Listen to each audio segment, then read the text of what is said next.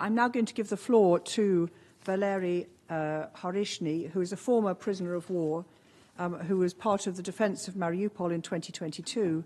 And before that, he was the manager of an educational youth and national project and also an English teacher. And you spent more than 2 years in Russian captivity. Thank you very much.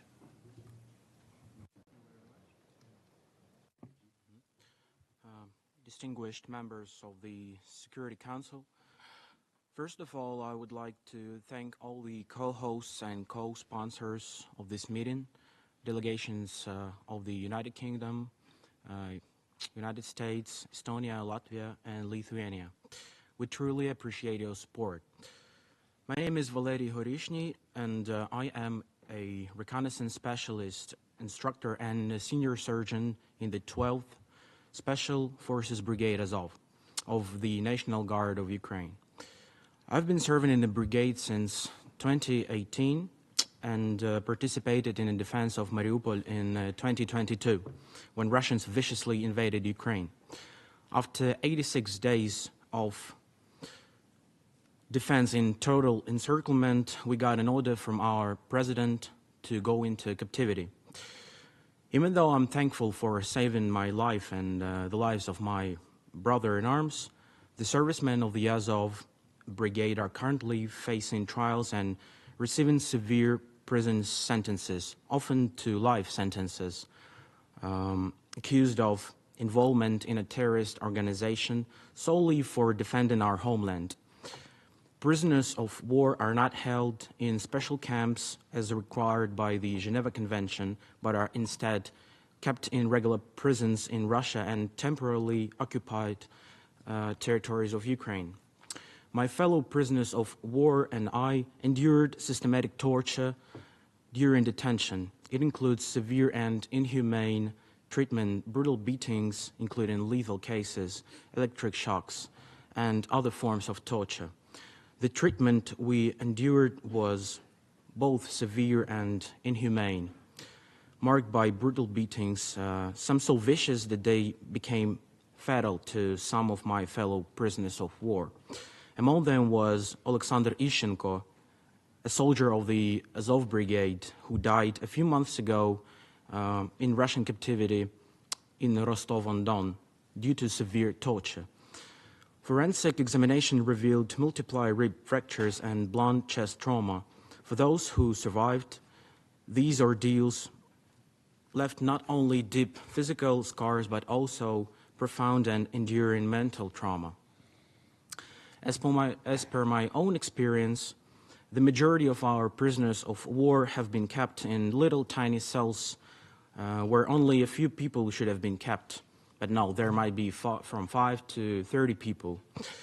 Every time a prisoner has to step out of a cell, he or she gets beaten by the Russian prison guards. They regularly use rubber batons, electricity like stun guns, and many other methods to break one's personality. Most of the time, they don't even need any information from you. They just enjoy torturing people. That's it. So they are just true sadists and torturers. To be honest, I've met some humane guards in Russian captivity, but it's a very rare exception there. The food is just horrible there.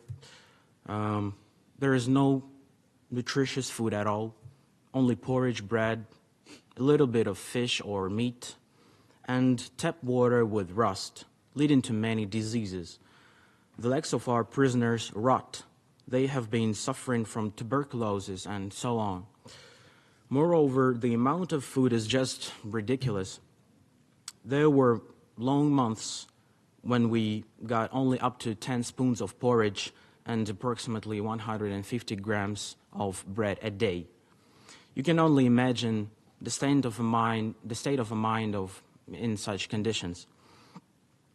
My normal weight is now 73 kilograms, and in some prisons back then my weight went down to 50 kilograms.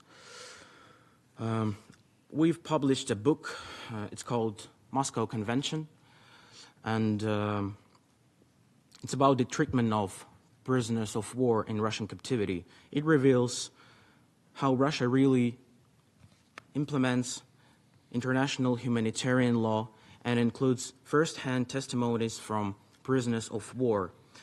I have a few copies to share in case anyone needs it. I've also got photos of my comrades just after exchange, and you can judge by yourself if I'm telling you the truth just by looking at these photos right here. This is my comrade, Uncle Kola, his call sign was.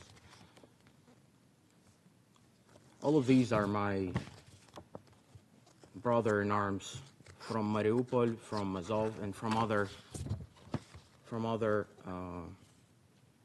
units of Ukraine. You can see, actually, I said before that the legs of our prisoners of war rot, and you can see right here.